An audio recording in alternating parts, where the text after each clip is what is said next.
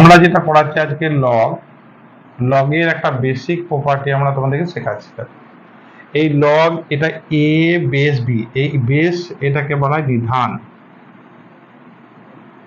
তাহলে এটাকে যদি আমরা লিখি A to the power X equal to কত বি, তাহলে A base B equal to যদি এক্স হয় তাহলে A to the power X equal to হচ্ছে বি। তাহলে আমরা যদি একটা এক্সাম্পল লিখি, দেখো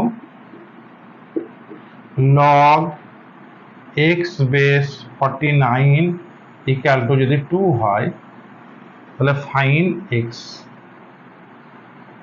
এক্স এর মান নির্ণয় করো।